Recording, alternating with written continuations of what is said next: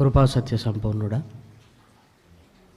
కృపగలిగిన మా కన్న తండ్రి, తిరిగి మీ పిల్లలమైన మమ్మల్ని అందరినీ నిర్విరామంగా జరుగుతున్న ఈ ఒకరోజు లేఖనాల తరగతులలోనికి నడిపించి ఇప్పటి వరకు మీ దాసుడి ద్వారా విలువైన మాటలను అందించినందుకు మీకు స్తుతులు, స్తోత్రములు.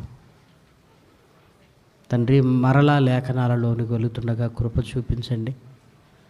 పరిపూర్ణమైన పరిశుద్ధాత్మ సహాయాన్ని అనుగ్రహించి లేఖనాలలో ఆశ్చర్యకరమైన సంగతులు చూచున్నట్లుగా ప్రత్యక్షత గల మనస్సును మాకివ్వమని కోరుతూ,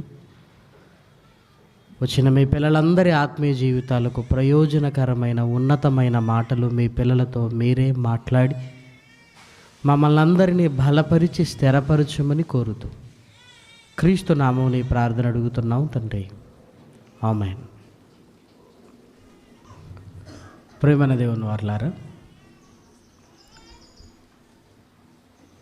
ఇప్పటి వరకు బైబిల్ గ్రంథంలో దేవుడు మన కొరకు రాయించిన చక్కటి మాటలు, మనం బ్రతుకుతున్న ఈ లోకపు స్థితిగతులు వేరు, మనల్ని బ్రతికిస్తున్న దేవుని మర్యాద, దేవుని ఆలోచన, దేవుని ఉద్దేశాలు వేరు. ఎప్పటికీ ఈ రెండింటికి పొత్తు కుదరదన్నట్టుగానే బైబిల్ గ్రంథాన్ని చూస్తున్నప్పుడు మనకు కనపడుతుంది. నిప్పుకు నీరుకు స్నేహం అనేది కుదరదు. అలాగే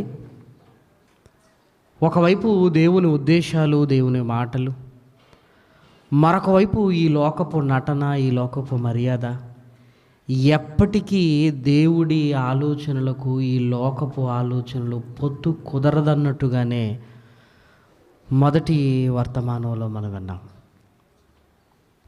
ఆ మర్యాదలో ప్రథమమైన భాగంగా ఈరోజు మద్యం ఆక్రమించుకుంది. నిజంగా ఈరోజు మనం మాట్లాడుకోవలసిన చాలా అవసరతతో కూడిన టాపిక్ ఇది. ఒక ప్రాంతం కాదు, ఒక జిల్లా కాదు, ఈరోజు ఒక దేశమే ఈరోజు మద్యంతో ఎన్నో బ్రతుకులు రోడ్డు మీద పడుతున్నాయి అన్న విషయం ఎంత సీరియస్గా మనం ఆలోచించవలసిన విషయం చూడండి. ఎందుకు మనిషి మద్యం వైపుకు తన జీవితాన్ని నడిపించుకుంటున్నాడు?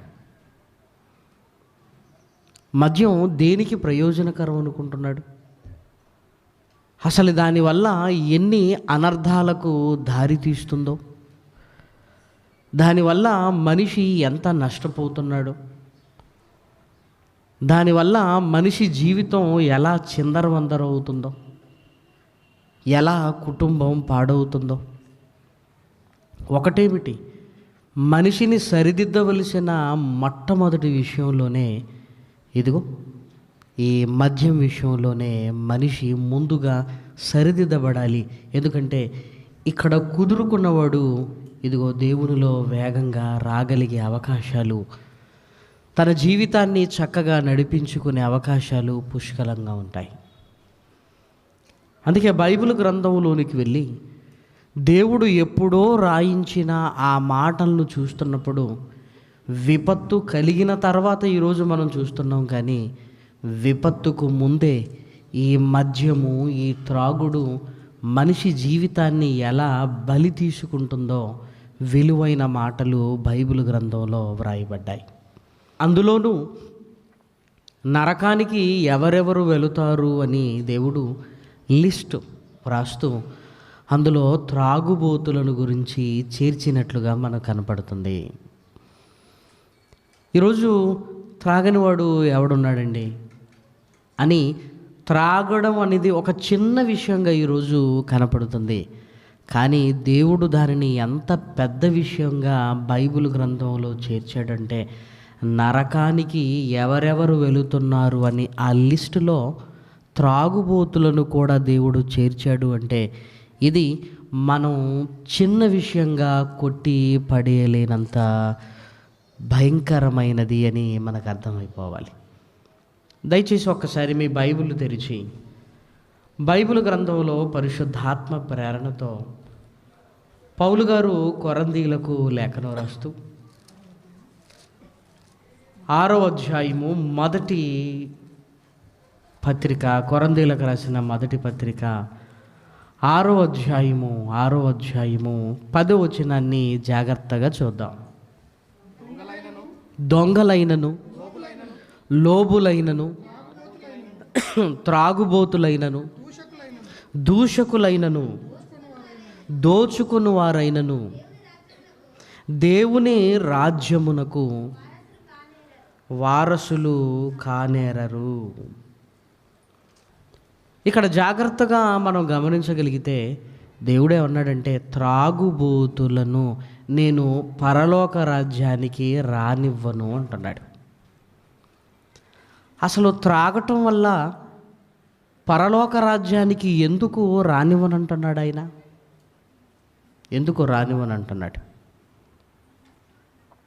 లోకమేమేమంటుందంటే, ఈ రోజుల్లో తాగని వాడు ఎవడున్నాడండి? వివాహ సంబంధాలు చూస్తున్నప్పుడు అబ్బాయికి ఏదో చిన్న అలవాటు ఉందండి అనగానే ఎదుటివారు అంటున్న మాట ఏంటంటే, ఈ రోజుల్లో ఈ చిన్న చిన్న అలవాట్లు లేకుండా ఎవరు ఉంటారండి? ఒక తప్పును కూడా ఎంత చక్కగా సమర్థించటం నేర్చుకున్నారో చూడండి. ఎంత చక్కగా సమర్థించటం నేర్చుకున్నారు. ఇలాంటి చిన్న చిన్న అలవాట్లు ఉంటాయిలేండి, ఇవన్నీ పెద్దగా మనం పట్టించుకోవద్దు. ఇదేదో చిన్నది అని మనిషి అంటుంటే దేవుడు ఏమంటున్నాడంటే, ఇదిగో ఈ అలవాటు చిన్నది అని మీరు అనుకుంటున్నారు, కానీ ఈ అలవాట్లు కలిగిన వారిని నేను పరలోక రాజ్యానికి రానివ్వను అంటున్నాడంటే ఇది ఎంత భయంకరమైన పరిస్థితి ఉంటే దేవుడు పరలోక రాజ్యానికి రానివ్వడో ఆలోచించండి. పోనీ మరో మాట కూడా చూడగలిగితే 5వ అధ్యాయము 11వ వచనం చూడండి. 5వ అధ్యాయము 11వ వచనం. ఇప్పుడైతే సహోదరుడనబడిన వాడు ఎవడైనను జారుడుగా కానీ, లోబి కానీ, విగ్రహారాధికుడు కానీ, తిట్టుబోతు కానీ, త్రాగుబోతు కానీ, దోచుకొనువాడు అయ్యున్న ఎడల అట్టి వానితో సాంగత్యము చేయకూడదు, భుజింపకూడదని మీకు వ్రాయుచున్నాను. వెలుపలి వారికి తీర్పు తీర్చుట నాకేలా? వెలుపలి వారికి దేవుడే తీర్పు తీర్చును కానీ మీరు లోపటి వారికి తీర్పు తీర్చువారు గనుక ఆ దుర్మార్గుణ్ణి మీలో నుండి వెలివేయుడి. ఆ దుర్మార్గుడు అంటున్నాడు ఎవరిని? త్రాగుబోతును. ఏమంటే దుర్మార్గుడు అంటున్నాడు. దుర్మార్గుడు అంటున్నాడంటే ఏదో చిన్న చిన్న నేరాలు చేసేవారిని దుర్మార్గులు అని పిలుస్తారండి. చిన్న చిన్న తప్పులు చేసేవాడిని వాడు దుర్మార్గుడు అని పిలుస్తారా? పిలవరు. దేవుడు త్రాగుబోతుని, దుర్మార్గుణ్ణి మీలో నుంచి వెలివేయండి అంటున్నాడంటే ఇదిగో ఇది చాలా పెద్ద భయంకరమైన నేరం. చాలా భయంకరమైన నేరం. చాలా భయంకరమైన నేరం. ఎందుకు ఈ త్రాగుడు వ్యసనాన్ని దేవుడు భయంకరమైన నేరంగా పరిగణిస్తున్నాడు? ఏమంటే దేవుడికి అనిపిస్తుంది అంటే మనకు కూడా ఇది భయంకరమైనది అనేది మనకు అర్థం కావాలి. అప్పుడు మనం కూడా చిన్నదే అనుకున్నప్పుడు కొనసాగిస్తుంటాం. అమ్మో ఇది చాలా భయంకరమైనది అన్నప్పుడు ఆలోచిస్తుంటాం, అమ్మో నా జీవితం అందులోనికి వెళ్ళకూడదు అనే ఆలోచన మొదలవుతుంది. నిజంగా మొదటి వర్తమానంలో విన్నట్టు ఈ త్రాగుడు అలవాటు అనేది ఎక్కువ మందికి ఎక్కడ ప్రారంభమవుతుందంటే కళాశాలల్లో ప్రారంభమవుతుంది. కళాశాలల్లో అప్పుడప్పుడు పేపర్ కట్టింగ్స్ చూస్తుంటారు యువతులు. బీరు ఆరోగ్యానికి మంచిదే. చిన్న పేపర్ కట్ చేస్తుంటాడు. ఎప్పుడు పేపర్ చదివినోడు కూడా ఆ రోజు పేపర్ చదివి బీరు ఆరోగ్యానికి మంచిదే, అది మాత్రం హృదయంలో పెట్టుకుంటాడు. అది మాత్రం ఎక్కడ? హృదయంలో పెట్టుకుంటాడు.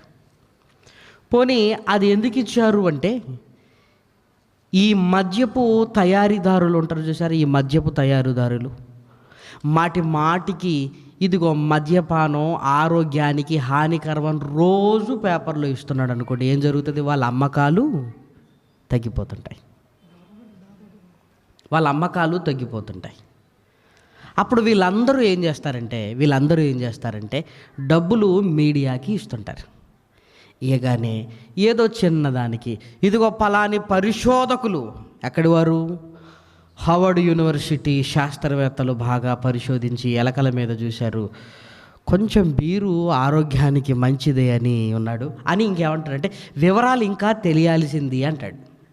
వివరాలు ఇంకా అంటే ఇదే వివరణ కాదు, వివరాలు ఇంకా తెలియాలని ఇచ్చి టైటిల్ మాత్రం ఏం పెడతాడు?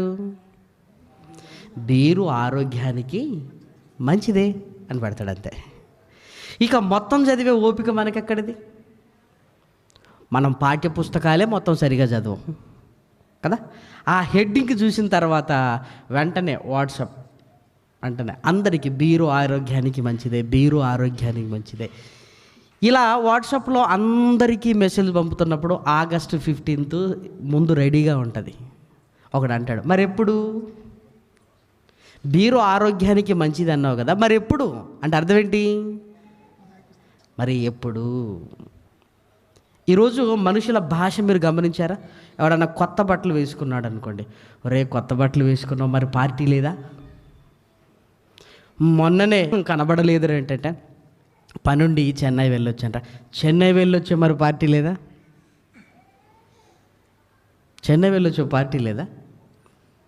బైక్ ఎక్కడిది? సెకండ్ హ్యాండ్లో కొన్నాను రా, ఏదోటి కొన్నావు కదా, పార్టీ లేదా? సెకండ్ హ్యాండ్లో కొన్న పార్టీనా? నిన్ననే కిరాయికి ఎయిర్పోర్ట్కి వెళ్ళొచ్చో పార్టీ లేదా? చూసారు, ఆ భాష ఈరోజు ఎక్కువ అవుతుంది. అంటే దేనికైనా ఏదొకటి భాష, ఆ భాష పార్టీ లేదా? ఇదిగో ఇండియా T20 కప్ గెలిచింది, పార్టీ లేదా? ఏదో వీడు ఆడినట్టు ఆ కప్పు వీడే అందుకున్నట్టు పాకిస్తాన్ మీద గెలిచింది, పార్టీ లేదా మరి? అంటే సంబంధము లేని వాటికి కూడా మనిషి ఆలోచన ఎటువైపు మల్లుతుంది? తినడానికి తాగడానికి ఒక కారణం కావాలి. ఆ కారణం మన ఇంట్లో అయితే ఏంటి, పక్కింటోడైతే ఏంటి కదా. ఒరే ఆరోగ్యం నుంచి కోలుకున్నావు, మరి పార్టీ లేదా? చివరికి ఆరోగ్యం నుంచి జ్వరం తగ్గినా వచ్చి ఏమడుగుతుంటారు? ఒరే ఆరోగ్యం బాగుంది కదా, పార్టీ లేదా? కొత్త కాలేజీలో జాయిన్ అయ్యావా? కాలేజీలో జాయిన్ అయ్యావా, పార్టీ లేదా? రేపొద్దున బస్ ఎక్కావు, పార్టీ లేవా? రోడ్డు మీద నడుచుకుంటూ వస్తున్నావు, పార్టీ లేదా? తెలుగోడు కట తెల్లవారి లేస్తే పండుగే. అవి రావాలా? ఒకప్పుడు క్యాలెండర్లో చూసుకొని ఎదురు చూసేవారు అండి. ఇప్పుడు మనం ఎప్పుడు అనుకుంటే అప్పుడే. ఇందులో కాస్త సంపాదన కలిగిన కుటుంబం ఉందనుకోండి, డబ్బులు వాళ్ళ నాన్నగారు ఏమైనా పంపించాడు అనుకోండి, ఒరే మనీ ఆర్డర్ వచ్చింది, మరి పార్టీ లేదా? ఏం పార్టీ కావాలి? తాగుడు. నెమ్మదిగా కళాశాలల్లో ఈ అలవాట్లు ప్రారంభమవుతున్నాయి. కళాశాలల్లో ఈ అలవాట్లు ప్రారంభించి ఈ అలవాట్లను చదువును మాత్రం అక్కడే వదిలేస్తున్నారు, కానీ ఈ అలవాట్లను మాత్రం జీవితంలోనికి తెచ్చుకుంటున్నారు. అందుకే అలవాట్లు అనేటివి కళాశాలలో ప్రారంభమవుతున్నాయి. వీటిని పెంచి పోషించేది ఎలాగూ కుటుంబంలో విందులు వినోదాలకు తక్కువేమీ లేదు. ఈ విందులు వినోదాల వల్ల ఈ మద్యం అనేది విపరీతంగా అలవాటైపోయి ఈరోజు కుటుంబాలను నాశనం చేస్తుంది ప్రియమైన వారలారా. అందుకే తల్లిదండ్రులు మీ పిల్లలు ఎప్పుడైనా మా కళాశాల అందరం కలిసి పిక్నిక్ వెళ్తున్నాము అనగానే పిక్నిక్ అనుకోకండి, మీరు నమ్మకండి. నీకు చెప్పింది ఏంటి? పిక్నిక్. ఇదిగో మేమందరం కలిసి మా కళాశాల విహారయాత్రకు వెళుతున్నాం. అది విహారయాత్ర కాదు, పాడు కాదు. ఇవి నమ్మొద్దు. ఒకవేళ నిజం తెలియాలి అంటే, ఓహో మీ కళాశాల అందరూ పిక్నిక్ వెళ్తున్నారా, నేను కూడా వస్తాను పదండి అనండి. వద్దు నాన్న. ఎందుకొద్దు? ఎవరు రారు, నువ్వు వస్తే ఏం బాగుంటుందని. ఎవరు రారు కనుకనే నేను వస్తాను పదండి. అలాగైతే నేను కూడా వెళ్ళలే నాన్న అంటాడు. ఎందుకు వద్దన్నాడు? పేరు చెప్పేది పిక్నిక్, విహారయాత్ర. దాని వెనకాల ఉండేటివి ఇదిగో కొత్త అలవాట్లను నేర్చుకోవడానికి, కళాశాల స్థాయిలో నుంచే పిల్లలు చెడిపోవటానికి, మద్యానికి బానిసలవటానికి అలవాటు పడుతున్నారు. పోనీ అక్కడ మనకు అలవాటు కాలేదనుకోండి, కుటుంబ జీవితంలో అల్లుడు వచ్చాడంటే ఏం చేయాలి ఇప్పుడు? మర్యాద. అబ్బో మర్యాద. ఏం మర్యాద?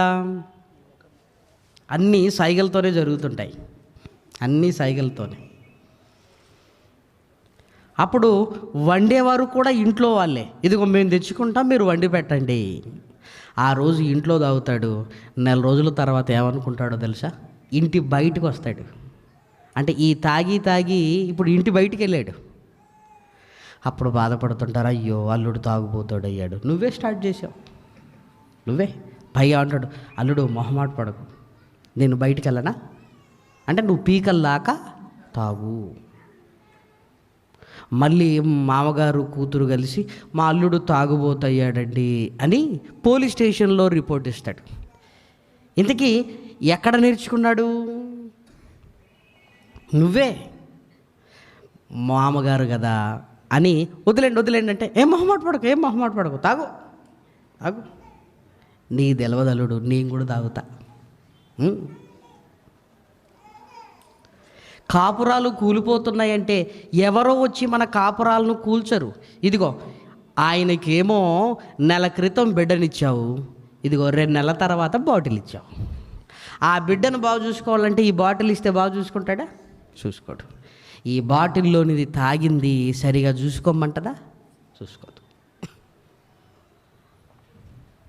చూసారా ఎక్కడ పరిస్థితులు చేజారుతున్నాయంటే మన దగ్గర నుంచే ప్రేమన దేవుని పిల్లలారా. ఇలా నెమ్మదిగా అలవాటు అవుతున్న ఈ భయంకరమైన ఈ త్రాగుడు ఎందుకు దేవుడు ఆ దుర్మార్గం నుంచి మీలో నుంచి వెలివేయండి? ఈ త్రాగుడు పాపాల పుట్ట లాంటిది.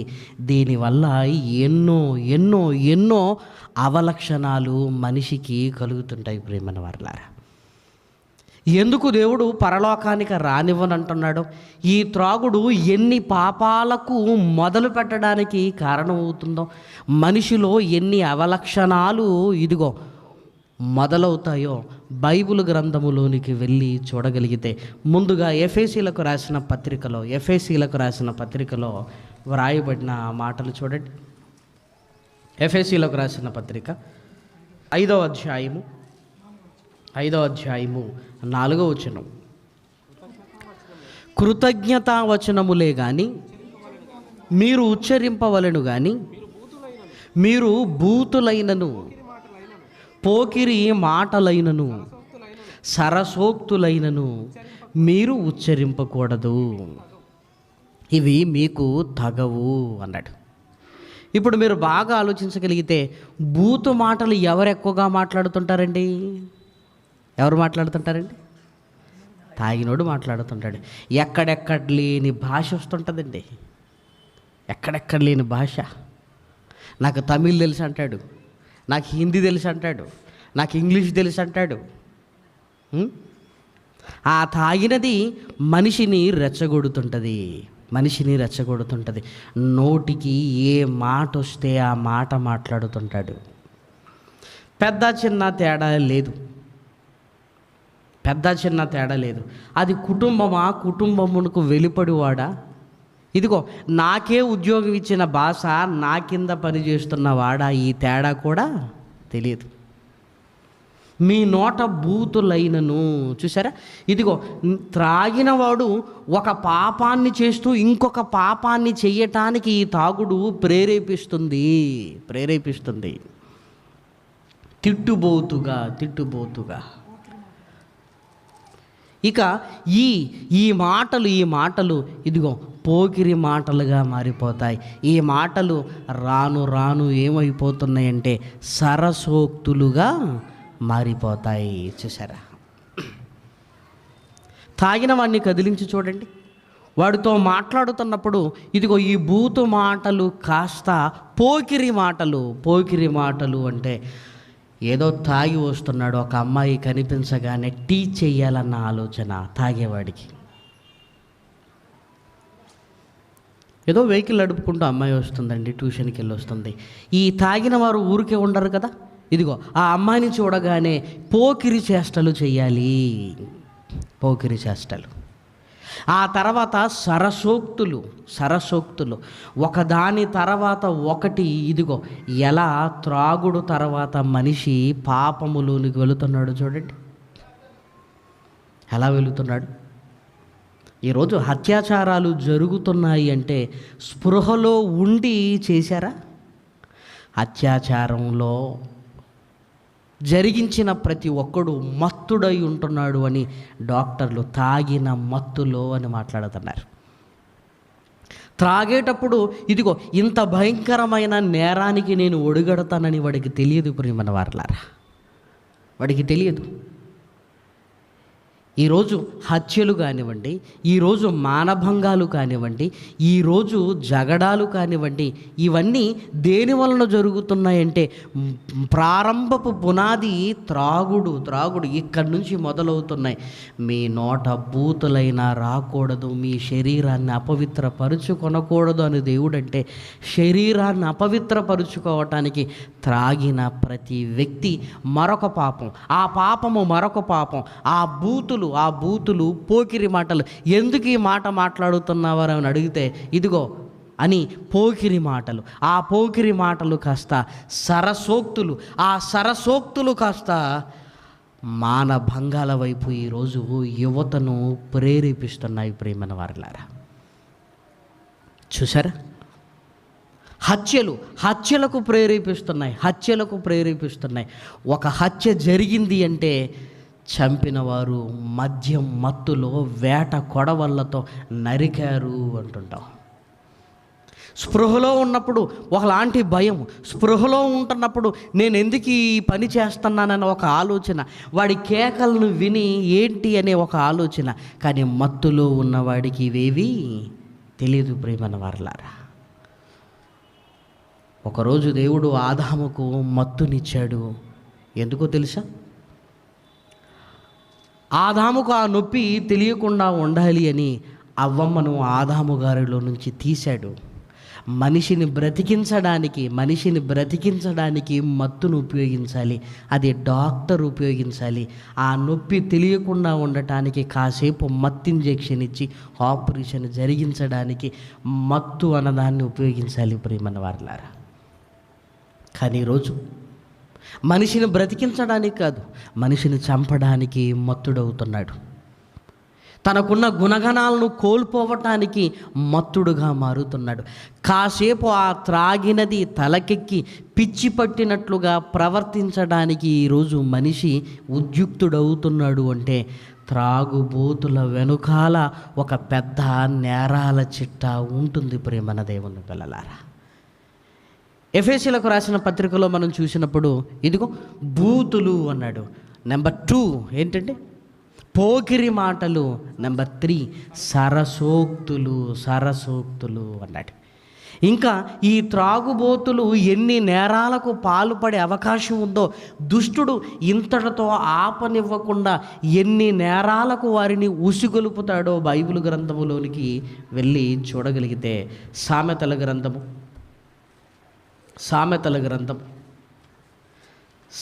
గ్రంథంలో వ్రాయబడిన మాటలు చూడండి. 23వ అధ్యాయము, సామెతల గ్రంథము 23వ అధ్యాయము 29వ వచనం నుంచి చదువుకుందాం.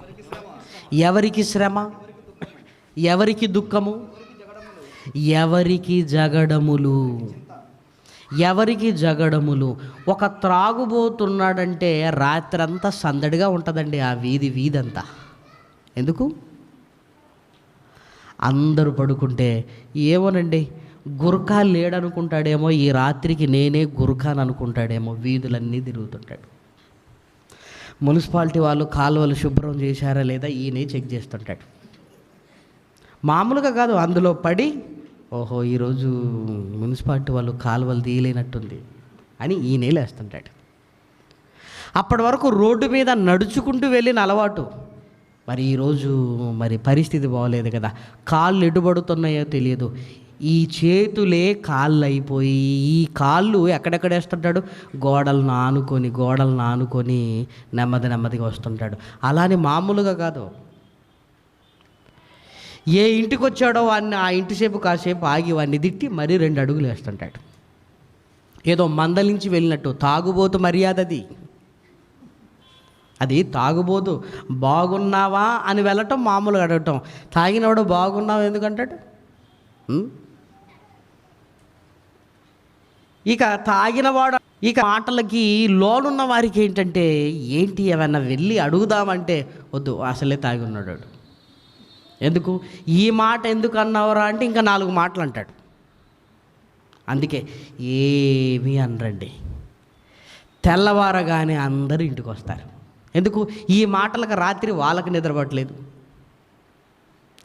ఎవరికి జగడములు. ఎందుకన్నావు ఏమ్మా లేచాడా? ఇంకా లేవలేదండి. ఎందుకు లేస్తాడు? బాగా దాగాడు దరిద్రుడు. ఏమ్మా లేచాడా? ఇంకా లేవలేదండి. ఇదిగో వాళ్ళు రావటం అడగటం అనేసరికి ఈరోజు లేవకుండా ఉంటేనే బాగుండేమో అనుకుంటుంటాడు.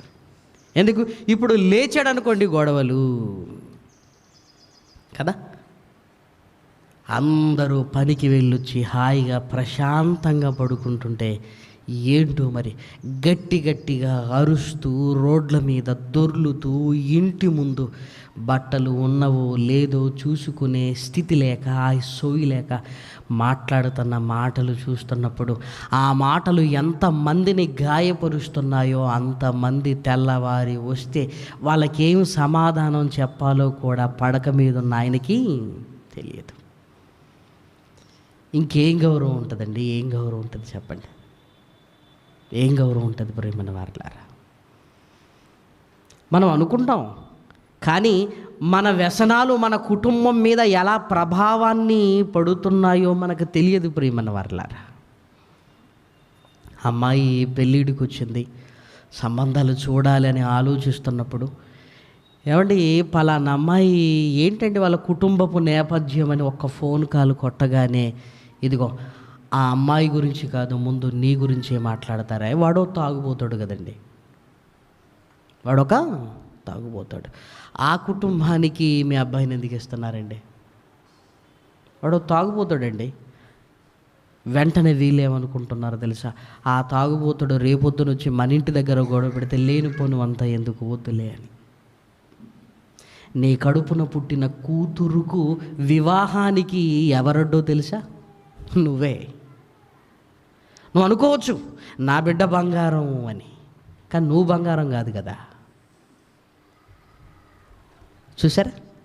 ఎదిగిన ఆడపిల్లలు ఇంట్లో పెట్టుకొని తాగుబోతుకు ఒక తండ్రి ఉంటే ఇదిగో వచ్చిన సంబంధాలన్నీ నిన్ను బట్టే, ఇంకెవరిని బట్టి కాదు.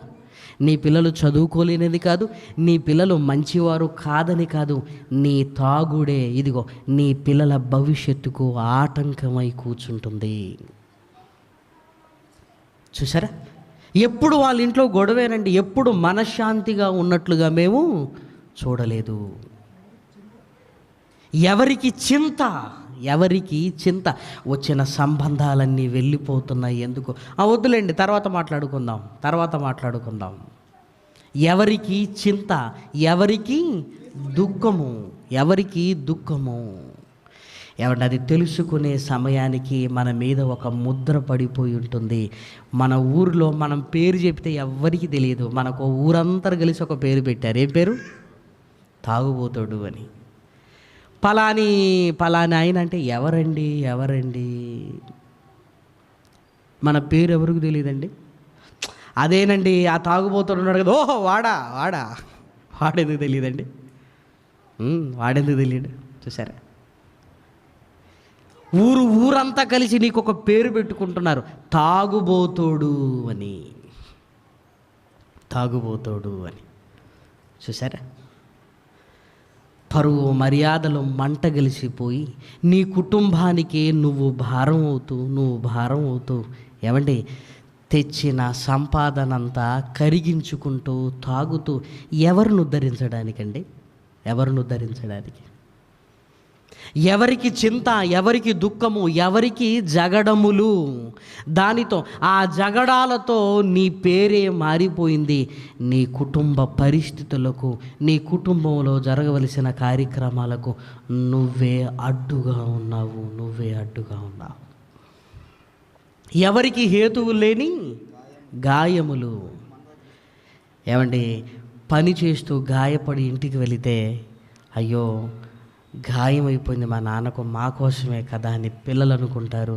అయ్యో నా భర్త గాయం అయిపోయిందని ఆ మమకారాన్ని భార్య చూపిస్తుందండి కదా.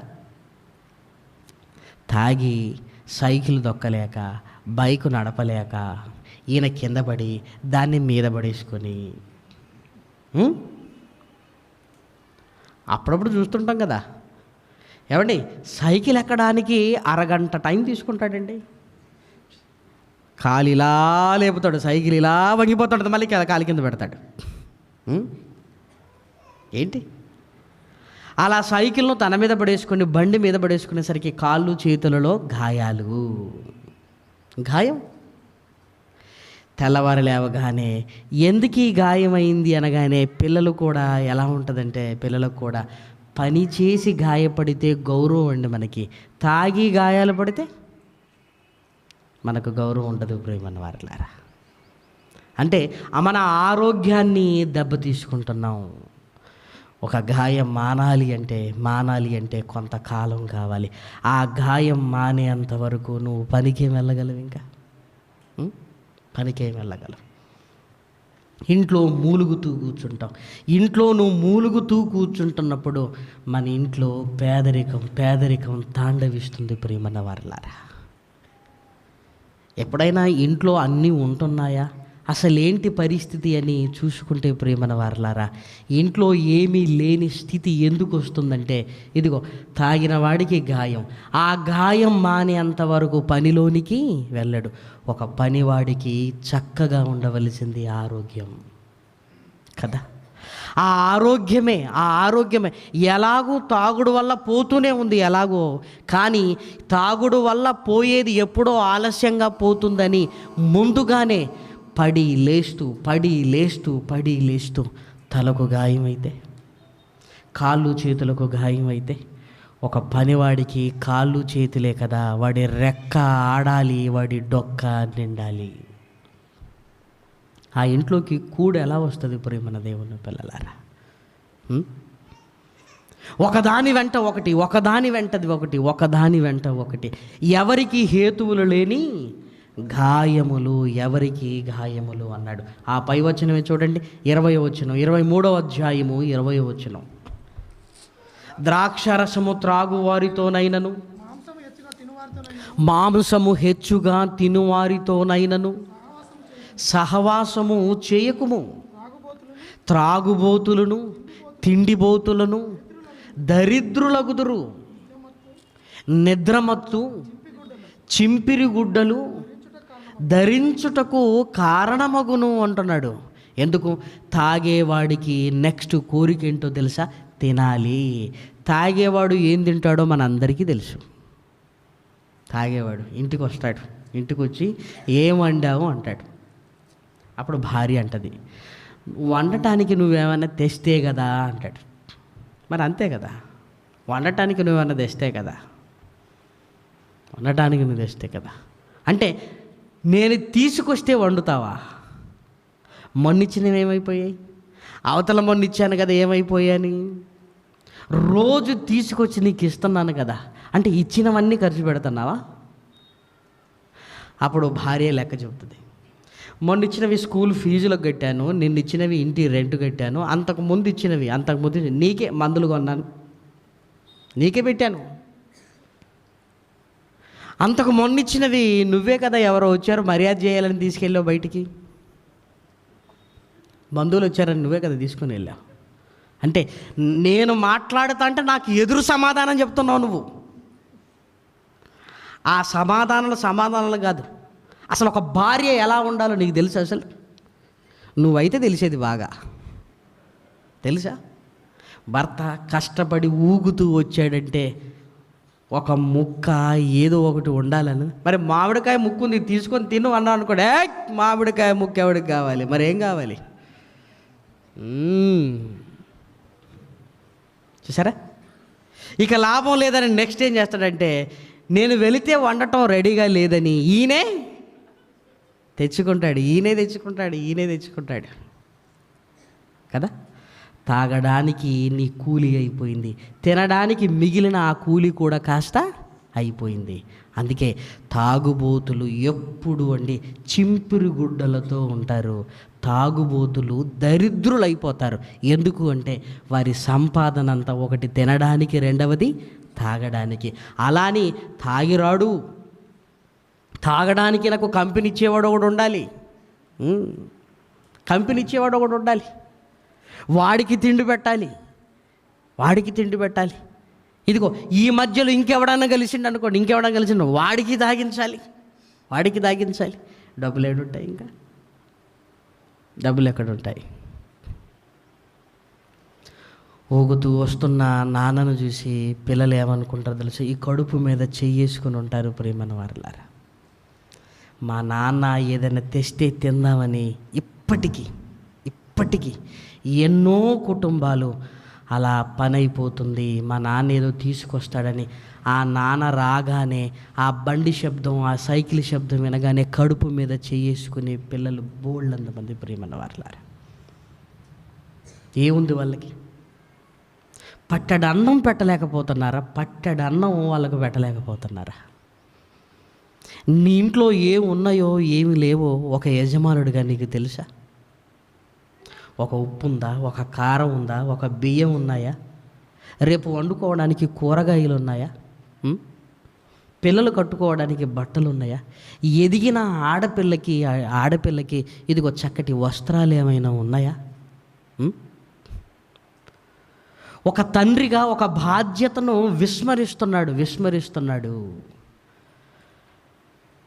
తన కుటుంబమే తనకు ఎదురు తిరుగుతుందని భావించి ఇదిగో హేతువులు లేని గాయాలు ఈయనకి ఆ రోజు ఏం చేస్తాడో తెలుసా? తాగిన మత్తులో నాకెదురు తిరుగుతున్నావని భార్యను కొడతాడు. ప్రియమైన వారలారా, ఇదిగో నీకు గాయాలు, నీ వలన నీ భార్యకి గాయాలు. తెల్లవారు లేచి బండెడు చాకిరీ చేసుకుని పిల్లలను చూసుకోవలసిన ఆమెను కొడుతున్నప్పుడు ఆమె మంచం పడి, నువ్వు మంచం పడి, పిల్లలు కళాశాలకు వెళ్ళగలరా? చదువుకోగలరా? మనశ్శాంతిగా ఇంట్లో ఉండగలరా?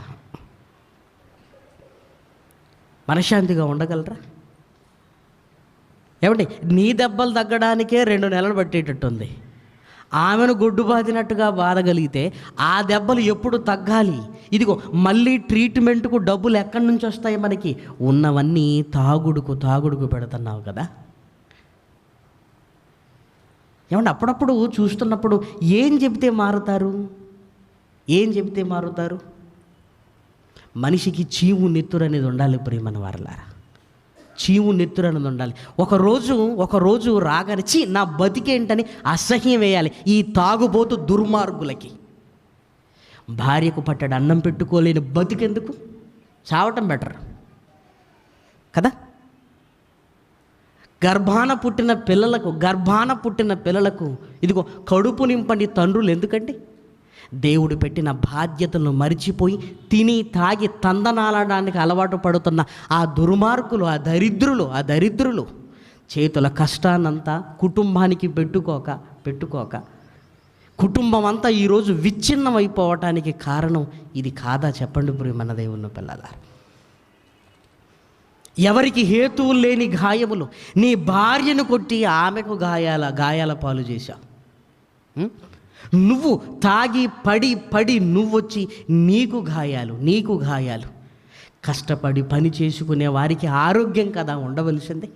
రేపొద్దున నీ భార్య అయినా వెళ్ళగలదా కూలికేదైనా? పోనీ నువ్వేదైనా కూలికి వెళ్ళగలవా?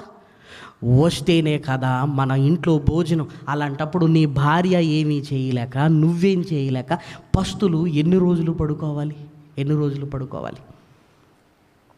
ఒక్కసారి మనసు పెట్టండి.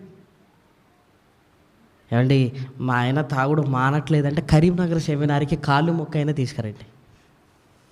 కాళ్ళు మొక్కైనా తీసుకొని రండి. ఆ 5 రోజుల్లో మానటమా లేకపోతే ఇంకొక జోలికి వెళ్ళటమా, ఆ 5 రోజుల్లో తేల్చి పడేయాలి అనుకుంటున్నాం ఈ కరీంనగర్ సెమినార్లో, అక్టోబర్ 3 నుంచి 8 వరకు. ఎందుకు? దాని గురించి ఇదిగో లోకం మాట్లాడుకుంటున్న మాటలను చూసి ఏదో మురిసిపోతున్నాడు. అతని వల్ల అతని కుటుంబానికి ఎంత అన్యాయం జరుగుతుందో కళ్ళకు కట్టినట్టుగా చెప్పాలి ప్రియమైన దేవుని పిల్లలారా. తన జీవితం మీదనే తనకు అసహ్యం రావాలి. నేను ఇది చేస్తున్నటాన్ని బట్టి నా జీవితం ఏమైపోయింది అనేది తెలియరావాలి ప్రియమైన దేవుని పిల్లలారా. అందుకే ఎవరికి హేతువులు లేని గాయములు, ఇదిగో జగడాలు ఆ కుటుంబంలోనే, దుఃఖం ఆ కుటుంబంలోనే, చింత ఆ కుటుంబంలోనే, శ్రమ ఆ కుటుంబంలోనే. ఇంకా చూడండి ఎన్ని చెబుతున్నాడు.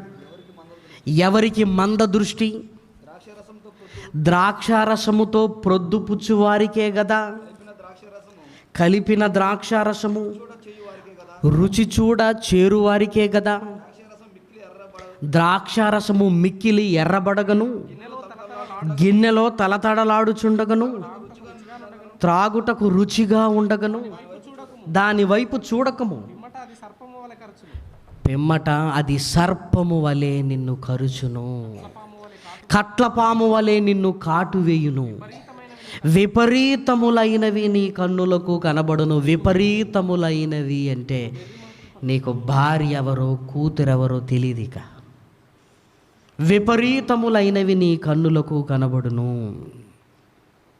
వ్యభిచారపు ఆలోచనలు, చెరచాలన్న తలంపులు విపరీతములైనవి నీ కన్నులకు కనబడును. విపరీతములైనవి. అక్కడ నుంచి మనిషి ఏం చేస్తాడో కూడా చెప్పలేని ఒక భయంకరమైన ఊబిలోనికి వెళతాడు ప్రేమన వారలారా.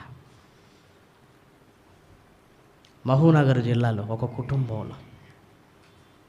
కుటుంబంలో తాగి ఆ రోజు ఆ కుటుంబానిలోనికి వచ్చి ఒక కూతురును చేర్చబోతున్నాడండి ఒక తండ్రి. చూసావా? అది తట్టుకోలేని భార్య కూతురు ఇద్దరు కలిసి చంపేశారు ప్రేమన వారలారా. చంపేశారు. ఇద్దరు పోలీస్ స్టేషన్కి వెళ్ళి బోరు అని ఏడుస్తున్నారు.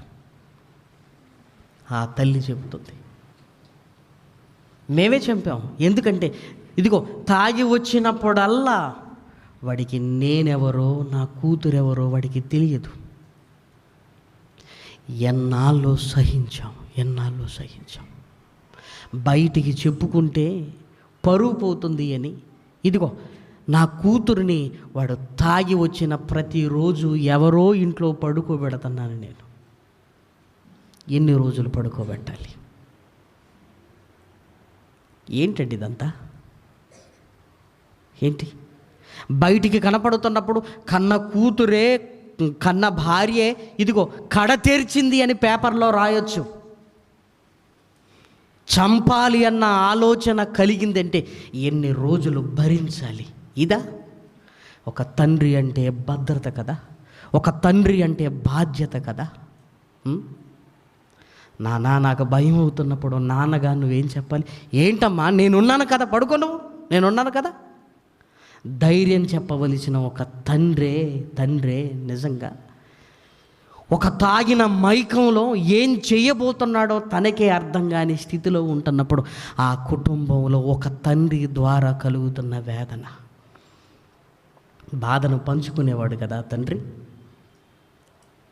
బాధను పంచుకోవలసిన తండ్రే బాధ అయి కూర్చున్నప్పుడు ఏమండి ఎన్నాళ్ళో సహించాం ఈ వేదన, తట్టుకోలేకపోయామండి. ఆ రోజు భార్య అంటుంది, ఏదో ఒక రోజు వీడు అఘాయిత్యం చేస్తాడని నరికేశాను అంటుంది. ఏమందో తెలుసా? నన్ను, నా కూతుర్ని జైల్లో పెట్టండి, నా కూతురు ఎక్కడ అయినా బాగుంటుంది. ఇదిగో నన్ను జైలుకి వెళితే నా కూతురు పరిస్థితి ఏంటని ఒక తల్లి బోరుని ఏడుస్తుంది. ఆ కూతురు అంటుంది, ఇదిగో మా నాన్న నేను కూడా చంపాను అంటుంది అమ్మతో జైలుకి వెళ్ళడానికి. అక్కడైనా భద్రత ఉంటుందేమో అని సభ్య సమాజం తలదించుకోవాలి కదా. ఏమండి, ఇన్ని జరుగుతున్నాయంటే ఆ తాగిన మైకంలో మనిషి మృగం కంటే హీనంగా మారిపోతున్నాడు. ప్రేమైన వారలారా, ఒక బూతులు వస్తే తాగినప్పుడే, ఒక సరసోక్తులు మనిషిలో నుంచి మాట్లాడుతున్నది తాగిన మత్తులోనే కదా. ఒక పోకిరి మాటలు మాట్లాడేది ఇదిగో తాగినప్పుడే.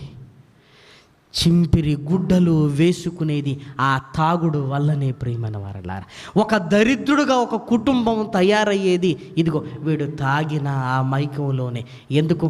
ఆ తాగుడుకు, ఆ తిండికి, ఆ తాగడానికి, ఆ తిండికి డబ్బంతా ఖర్చు పెడుతున్నప్పుడు ఆ కుటుంబంలో పేదరికం కొట్టొచ్చినట్టుగా కనబడుతుంది. ప్రియమైన వారలారా, ఏ కుటుంబంలో చింత తాగుబోతుల కుటుంబంలోనే, ఏ కుటుంబంలో శ్రమ తాగుబోతుల కుటుంబంలోనే. చూసారా, తాగుడు వల్ల వెనకాల ఎన్ని తొవ్వినా కొలిది బయటికి వెళుతున్నాయో. ఎవరి కుటుంబంలో జగడము, తాగుబోతుల కుటుంబంలోనే జగడం. ఎవరికి మంద దృష్టి, ఇదిగో తాగుబోతుల కుటుంబంలోనే మంద దృష్టి. ఇదిగో ఎవరికి హేతువులు లేని గాయములు, తాగుతున్న వాడికి హేతువులు లేని గాయములు. ఇదిగో నీ కన్నులకు విపరీతములైనవి కనబడును అన్నాడు. ఎన్ని తొవ్వినా కొలది బయటికి వస్తున్నాయో ఒక్కసారి ఆలోచించి, ఒక్కసారి ఏమంటే సరదాగో, ఇది మొదటిసారనో, ఒక్కసారి తాగితే ఏమవుతుందనో, ఒక్కసారి ఈ చేతులు దాని దగ్గరికి వెళ్ళిందా, ఇదిగో పాము అన్నాడు. ప్రియమైన దేవుని పిల్లలారా, పెంచుకున్న పామైనా ఒకరోజు కరుస్తుంది అనేది ఇదిగో మనకు అర్థమైతే, ఇదిగో ఈ చెయ్యి దాని దగ్గరికి వెళుతుందే పెమ్మట అది కట్ల పాము వలె నిన్ను కాటువేయును. కట్ల పాము వలె కాటువేయును అంటున్నాడు. ప్రియమైన వారలారా, అందుకే పాత నిబంధన గ్రంథము నుంచి దేవుడు హెచ్చరిస్తూనే ఉన్నాడు. ప్రియమైన వారలారా, ఆ మద్యము జోలికి వెళ్ళకండి అండి. లేవియా కాండములో రాయబడిన ఒక మంచి మాట చూడగలిగితే దేవుడు ముందుగా హెచ్చరిస్తున్న మాటలు కనపడుతుంది. 10వ అధ్యాయము, లేవియా కాండము 10వ అధ్యాయము 9వ వచనాన్ని దయచేసి చూడండి. మీరు ప్రత్యక్ష గుడారములోనికి వచ్చినప్పుడు మీరు చావకుండునట్లు నీవును నీ కుమారులను ద్రాక్షారసమునే గాని మద్యమునే గాని త్రాగకూడదు. ఇదిగో నా దరిదాపుల్లోనికి రావటం అంటే ఇదిగో ఈ మద్యపు అలవాట్లు మీకు ఉండదు, చస్తారు అన్నాడు. మీరు చావకుండునట్లు ఈ అలవాట్లు మీకు ఉండకూడదు అంటున్నాడు. ఎప్పుడో పాత నిబంధన గ్రంథములోనే దేవుడు ఈ మద్యపానం అనేది మానవ జీవితానికి శ్రేయస్సుకరము కాదు అని, మీరు చస్తారు అని నా దరిదాపుల్లోనికి వస్తున్నప్పుడు ఇదిగో మీరు మద్యపానపు అలవాటుతో మీరు ఉండకూడదు అంటున్నాడు. ఇంకా చూడండి, ద్వితీయోపదేశ కాండము 32వ అధ్యాయము, ద్వితీయోపదేశ కాండము 32వ అధ్యాయము 33, 34 వచనాలు. 33, 34 వచనాలు.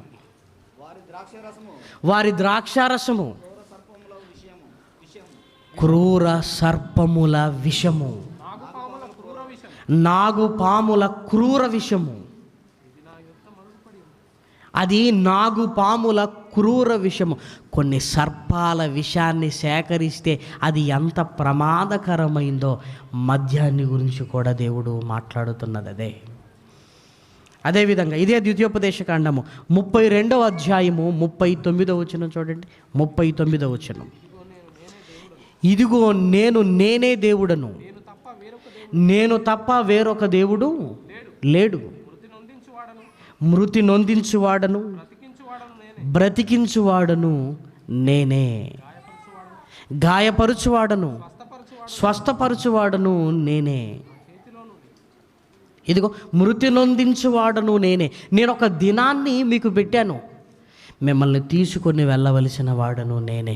ఇదిగో ఈ మధ్యంతర చావులు ఎందుకు జరుగుతున్నాయంటే విపరీతమైన తాగుడుకి బానిసలై ఆరోగ్యాన్ని చెరుపుకొని దేవుడు తీసుకొని వెళ్ళేదాకా మనుషులు ఆగటం లేదు ప్రియమైన వారలారా. అందుకే ఈ దుర్మార్గపు పనులు ఎందుకు చేస్తావు, నీ కాలమునకు మధ్యగానే నువ్వు ఎందుకు వెళ్ళిపోతావని మాట్లాడుతుంటాడు. ఎందుకు? ఈ అలవాట్లు ఉన్నప్పుడు కాలేయం దెబ్బతింటుంది, ఈ అలవాట్లు ఉన్నప్పుడు పేగులు దెబ్బతింటాయి. అవి మన కంటికి కనిపించవు గనక బాగున్నాయిలే అని మనం అనుకుంటుంటాం. కానీ లోపల మన శరీరాన్ని, మన ఆరోగ్యాన్ని తినేస్తుంది. ఇదిగో ఇతను చావుటకు మద్యమే కారణం అంటే నిన్ను నువ్వే చంపుకున్నావు, అది ఆత్మహత్యతో సమానం. దేవుడు ఏదో ఒకరోజు మనల్ని తీసుకొని వెళ్ళాలి. ఆయన చావు మనకి ఇచ్చేంత వరకు ఆయన కొరకు బ్రతకాలి అన్న ఆలోచన లేదు. నేనే మిమ్మల్ని తీసుకోవాలి అంటే ఇదిగో మాకై మేమే చేస్తామని ఈ భయంకరమైన అలవాట్లు మనిషిలో కనబడుతున్నాయి. అయినా అంత ఇష్టంగా తాగుతున్నారు. దాన్ని ఎలా తయారు చేస్తున్నారో తెలుసా? ఎలా ఏమన్నా అప్పుడప్పుడు అనిపిస్తుంది, టీవీలలో ఒకసారి చూపిస్తే బాగుంటుంది. ఇదిగో నాటుసారా కేంద్రంపై దాడి అంటారు. నీ దాడి చల్లగుండా అది ఎలా తయారు చేస్తారో వీడియో చూపించలేదు ఒకసారి. ఇప్పుడు ఆ కుండలు బలగొట్టగానే వీళ్ళు మారిపోయినట్టు చేస్తుంటారండి మనోళ్ళు కూడా. అలా కాకుండా ఒకసారి ఎలా తయారు చేస్తారో మీరు తయారు చేయండి వీడియో అన్ని ఛానల్లో లైవ్ ఇవ్వాలి. రోజు టీవీ పెడితే అదే రావాలి. ఎందుకు? ఈ మద్యాన్ని తయారు చేయడానికి పరిశుభ్రమైన పదార్థాలు, పరిశుభ్రమైన వస్తువులు వాడతారనుకునేరు. దీనికి ముడి సరుకులు ఏంటో తెలుసా? పాత చెప్పులు ఎందుకు అనుకుంటున్నారా? పాత చెప్పుల్లో ఎక్కువ బ్యాక్టీరియా ఉంటుంది. ఈ చెప్పులు మద్యానికి తయారీకి వెయ్యాలి. కుళ్ళిపోయిన కూరగాయలు, కుళ్ళిపోయిన అనగానే మామూలుగా కుళ్ళిపోయినవి కాదు, మనం భరించలేని వాసనలు, అరటిపండు తొక్కలు. ఏంటనుకుంటున్నారు? మరి ఇవన్నీ వీళ్ళకి ఎక్కడివి అనుకుంటున్నారా? మున్సిపాలిటీ వాళ్ళతో టైఅప్ అవుతారు. మీరు చెత్త ఎత్తుతున్నప్పుడు ఆ చెప్పులు ఎత్తుతీయండి. మీరు చెత్త ఎత్తుతున్నప్పుడు ఆ మురిగిపోయిన కుళ్ళినవన్నీ మనం ఎక్కడ పడేస్తుంటాం? మున్సిపాలిటీ చెత్తలో. ఈ సారా తయారీ, ఈ మద్యము తయారీ కేంద్రాల వారికి మున్సిపాలిటీకి చాలా దగ్గర సంబంధం. ఇదిగో మీకు ఇలాంటివి ఏమైనా కనబడితే మాకు ఇచ్చేసేయండి, ఇదిగో ఈ 50 రూపాయలు తీసుకోండి. వాళ్ళు ఏమనుకుంటారు? చెత్త ఎలాగూ ఎత్తుతున్నాం, ఈ ఎత్తిన దాంట్లో కొంచెం వాడికి ఇస్తే వాడు కూడా మాకేమిస్తాడు? ఓ 50 రూపాయలు వస్తాయి కదా అని ఈ మున్సిపాలిటీ దగ్గర నుంచి ఇవన్నీ తీసుకుని వెళతారు. మున్సిపాలిటీ నుంచి వీటినన్నింటి, ఈ కుళ్ళిపోయినవి, ఈ భయంకరమైన కంపు కొడుతున్నవి అంటే ఒక మాటలో చెప్పాలంటే అక్కడ తయారు చేసే వాళ్ళు కూడా ముక్కు మూసుకొని, అవును మరి ముక్కు మూసుకొని, ఇదిగో వాళ్ళకే వాంతులు వచ్చేటట్టుగా ఉంటుంది అక్కడ పరిస్థితి అంతా వాళ్ళకే. కాబట్టి దాన్ని ఏం చేస్తారంటే ఒక 30 నుంచి 40 రోజుల వరకు భూమిలో ఇంకా కుళ్ళబెడతారండి. ఎందుకంటే ఆ కుళ్ళు సరిపోలేదు, ఇంకా కుళ్ళబెడతారు. ఎందుకంటే మత్తు ఎక్కాలి కదా, మరి కిక్కు ఎక్కాలి కదా. కిక్ ఎక్కాలంటే బాగా అది మురిగిపోవాలి. ఎప్పుడైతే ఆహార పదార్థాలు మురిగిపోతున్నాయో అందులో నుంచి ఈస్ట్ అనే ఒక బ్యాక్టీరియా డెవలప్ అవుతుంది. ఈస్ట్ అంటారు. మన ఇడ్లీ పిండిని సాయంకాలం మనం ఫ్రిడ్జ్లో పెట్టి తెల్లవారేసరికి ఏమవుతుంది? అది కాస్త పులిసిపోయిన వాసన వస్తుంది కదా. అలాంటి ఈస్ట్ అనేది ఈ కుళ్ళిపోయిన వాటి నుంచి వస్తుంటుంది అన్నమాట. కుళ్ళిపోయిన వాటి నుంచి వస్తుంటాయి. అలా వారం రోజులు దాన్ని భూమిలో పెడితే భయంకరంగా కుళ్ళిపోతుంది. ఆ కుళ్ళిపోయిన దానిని బాగా వేడి చేస్తూ ఆ ఆవిరితో తయారు చేస్తారు. మరి బీరు ఆరోగ్యానికి మంచిదే అని పేపర్లో చదివాం కదంటే వివరాలు ఇంకా తెలియవలసి ఉంది అన్నాడు. తెలిసిన వివరాలు ఏంటి? ఇదిగో ఈ బీరుతో ప్రాణాలు పోతాయి, అది తెలిసే సమయానికి నువ్వు చచ్చిపోతావు. చదవడానికి మనం ఉంటే కదా. చూసారా? అది విషము అంటున్నాడు, అది విషము అంటున్నాడు. నాగుపాముల సర్పపు క్రూర విషము. నేనే మిమ్మల్ని తీసుకెళ్తాను నాయనా అని దేవుడు అంటుంటే, లేదు ప్రభువా, తాగి మేమే వచ్చేస్తాం ప్రభువా, మేమే కదా. మనిషి నాశనం వైపు పరుగులు తీస్తుండటానికి బెస్ట్ ఎగ్జాంపుల్ ప్రియమైన వారలారా. నాశనం వైపు పరుగులు పెడుతుంది మానవ జీవితం. ఏం సాధించాం? చివరికి చచ్చూరుకున్నాం. విలువైన నీ ఆరోగ్యము పోయింది, ఇదిగో నీ దేహము పాడైపోయింది, నీ ఆయుష్ కాలము తగ్గింది, నీ ఆయుష్ కాలము తగ్గింది. త్రాగుడు వల్ల నీ ఆరోగ్యం పోయింది, నీ ఆయుష్ తగ్గింది, నీ ఆయుష్ తగ్గింది. ఇదిగో నీ అవయవాలు పాడైపోయాయి, నీ అవయవాలు పాడైపోయాయి, నీ అవయవాలు. చూసావా ఎన్ని దాని వెనకాల వస్తూ చివరికి చావే నిన్ను తరుముకుంటూ వచ్చి నిన్ను ఆవహించిందంటే ఆ కుటుంబం ఏమైపోవాలి చెప్పండి ప్రేమన దేవుని పిల్లలారా. అందుకే బైబిల్ గ్రంథంలో ఎన్నో మాటలు మనకు కనబడుతూనే ఉంటాయి. అందుకే దేవుడు ఏమంటున్నాడు తెలుసా? ఒక తాగుడు ఇన్ని అనర్థాలకు దారి తీస్తుంది గనక ఒక తాగుబోతు ఇన్ని పాపాలు చేయడానికి ఇదిగో కదులుతాడు. తాగుబోతులను నేను పరలోక రాజ్యానికి రానివ్వను. ఎందుకంటే తాగినవాడే ఒక హంతకుడుగా, తాగినవాడే ఒక మానభంగం చేసేవాడుగా, తాగినవాడే ఒక బాధ్యతలను విస్మరించేవాడుగా, తాగినవాడే ఒక బూతులు మాట్లాడేవాడుగా, తాగినవాడే ఒక సరసోక్తులు మాట్లాడేవాడుగా, తాగినవాడే తన ఆరోగ్యాన్ని పోగొట్టుకునేవాడుగా, తాగినవాడే ఇదిగో తన ఆయుష్ కాలాన్ని తగ్గించుకుంటున్నవాడుగా, ఒక తాగినవాడే ఇదిగో ఒక జగడములు పెట్టుకునేవాడుగా, తాగిన వాడే ఇదిగో ఒక దరిద్రుడు అవ్వటానికి ఇన్ని కారణాలు కనపడుతున్నప్పుడు తాగుడు ఇన్ని పాపాలలోనికి మనల్ని తీసుకొని వెళుతుంది కనుకనే దేవుడు వద్దు అన్నాడు. ఇదిగో వద్దు అని మీరు ముందుకు వెళితే నా మాట వినకుండా వారిని పరలోక రాజ్యానికి నేను రానివ్వను అని ఖచ్చితంగా చెబుతున్నాడు ప్రేమన వారలారా, ఖచ్చితంగా చెబుతున్నాడు. అందుకే మన మనసు మారాలి. తాగాలి అన్న ఆలోచన ఒకరోజు నీ మనసు మారి తెచ్చుకున్నావు కదా, అలాంటప్పుడు మరొకసారి మన మనసు మారాలి. ఆ మత్తు పదార్థాల జోలికి వెళ్ళకుండగా, ఆ మద్యపు మత్తులోనికి వెళ్ళి మన బ్రతుకును చిందరవందర చేసుకోకుండగా, దేవుడిచ్చిన చిన్న జీవితకాలం ఇది, చిన్న జీవితకాలం. ఆ చిన్న జీవితంలో నీకంటూ కొన్ని బాధ్యతలు ఉన్నవి. దేవుడు పెట్టిన బాధ్యతలు, దేవుడు కొరకు చేయవలసిన పనులు, ఇవన్నీ సాగాలి అంటే నీకు ఆరోగ్యం ఉండాలి, నీకు ఆయుష్ ఉండాలి, నువ్వు దేవునిలో ఉండాలి ప్రేమన వారలారా. అందుకే నీ కొరకు తీసుకునే జాగ్రత్త నీకెంత మేలు కలిగిస్తుందో చూడు. నువ్వు తాగుడు మానేయటం వల్ల ఎవరికో మేలు అనుకుంటే అది పొరపాటు. ముందు నీకు మేలు, నీ మీద ఆధారపడుతున్న నీ కుటుంబానికి మేలు. మనసు మార్చుకోగలవా? బాధలు, కష్టాలు, నష్టాలు ఇవన్నీ మరిచిపోవటానికే నేను తాగుతున్నాను ఒకవేళ అంటే, మరిచిపోవటానికి మద్యము మందు కాదు ప్రియమైన దేవుని పిల్లలారా. నీ కన్న తండ్రి అయిన దేవుని దగ్గరికి రా, నీ దేవుడి దగ్గరికి రా. నిజంగా దేవుడిలో మనం ఉండగలిగితే కష్టాలకు కన్నీళ్లకు కదిలిపోయే స్థితి కాదు. ఈ మాటలు నిజంగా మత్తు కంటే ఉన్నతంగా లోకాన్ని మరిపించే మాటలు బైబిల్ గ్రంథంలో ఉంటున్న మాటలు. అందుకే దేవుడు తన మాటల గురించి రాయబడిన మాట ఏంటో తెలుసా? హెబ్రీలకు రాసిన పత్రికలో ఒక మంచి మాట వ్రాయించాడు. హెబ్రీలకు రాసిన పత్రికలో రాయబడిన ఒక అద్భుతమైన మాట ప్రియమైన వారలారా. హెబ్రీలకు రాసిన పత్రిక మొదటి అధ్యాయము 3వ వచనం చూడండి. ఆయన దేవుని మహిమ యొక్క తేజస్సును, ఆయన తత్వము యొక్క మూర్తిమంతమునయుండి తన మహత్తు గల మాట చేత సర్వమును సమస్తమును నిర్వహించుచు. ఏమండి, దేవుని మాటను దేనితో పోలుస్తున్నాడో తెలుసా?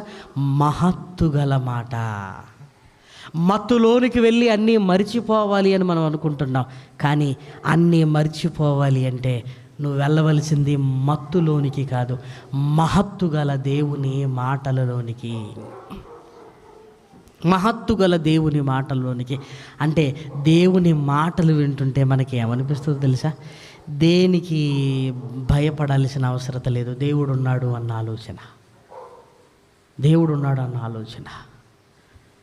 సమస్యలకు దూరంగా వెళ్ళి మత్తును ఆశ్రయిస్తున్నాం, కానీ ఒక్కసారి యేసుక్రీస్తు మహత్తు గల మాటలు వింటే దేవునిలో ఉంటే కొన్నిసార్లు కష్టం కూడా మనకు ఆనందంగానే ఉంటుంది. ప్రేమన వారలారా, దేవుని మాటలలో ఆదరణ ఉంది, మత్తులో ఏముంది చెప్పండి?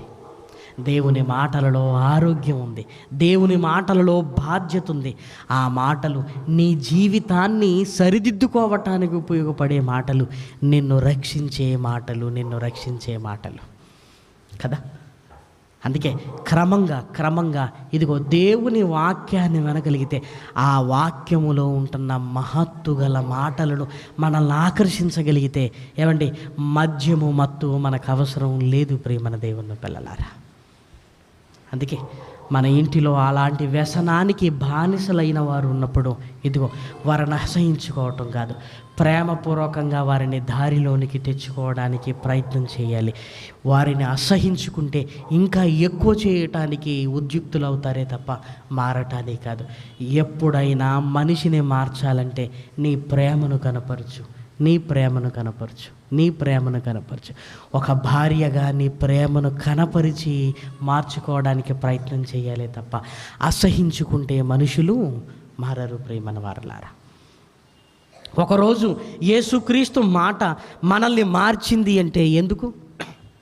మన బ్రతుకులను బట్టి మనల్ని ప్రేమించాడు ఆయన ప్రేమ మనలో మార్పు తీసుకొని వచ్చినప్పుడు మన కుటుంబాలలో ఈ వ్యసనానికి బానిసలవుతున్న వారిని కూడా ఇదిగో నీ ప్రేమనే వారిని మార్చుకోవడానికి సోపానంగా, ఆధారంగా నీ ప్రేమని ఉపయోగించాలి.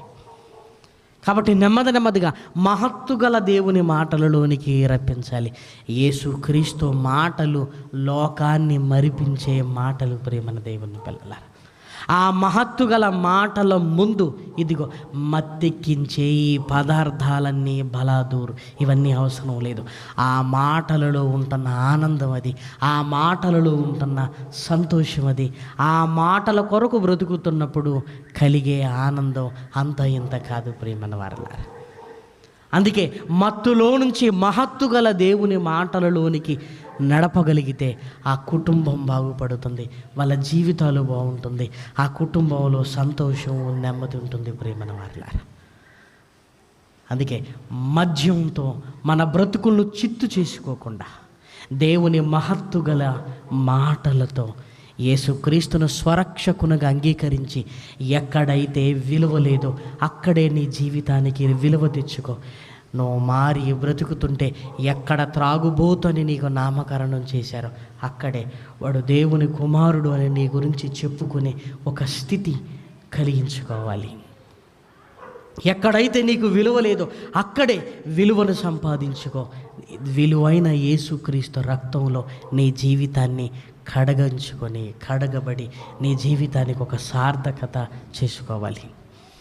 కాబట్టి ప్రియమైన దేవుని పిల్లలారా, ఒక్కసారి ఆలోచించండి. ఎందుకంటే ఈరోజు ఎంతోమంది తమ కుటుంబాలను రోడ్డు మీదకు తీసుకురావడానికి ఒక మహమ్మారిలా, ఒక తెగులుదా, ఒక మాయదారి రోగంగా దుష్టుడు ప్రేరేపణ వలన మనిషి ఇలా మారిపోతున్నాడు ప్రియమైన వారలారా. అందుకే మహత్తు గల దేవుని మాటల దగ్గరికి వారిని తీసుకొని రావాలి. నెమ్మదిగా ఆ మాటలు వాళ్ళని ఆకర్షిస్తున్నప్పుడు ఇది నాకొద్దు అనే ఒక ఆలోచన వాళ్ళలో స్థిరపడగలిగితే ఆ కుటుంబంలో ఎంత ఆనందం కలుగుతుందో మన కళ్ళారా చూస్తాం.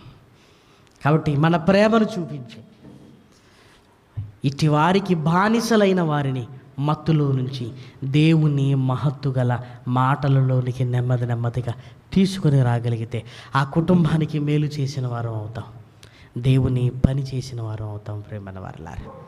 కాబట్టి ఆలోచించండి, చక్కగా దేవుని మాటలతో ఈ మహత్తు గల మాటలలోనికి అనేకులను తీసుకొని రావటానికి ఈ మాటలు ఉపయోగపడాలని కోరుకుంటూ నేను ముగిస్తున్నానండి. ప్రార్థన చేసుకుందాం. దయగలిగిన మా కన్న తండ్రి, మీకు వందనములు నాయన.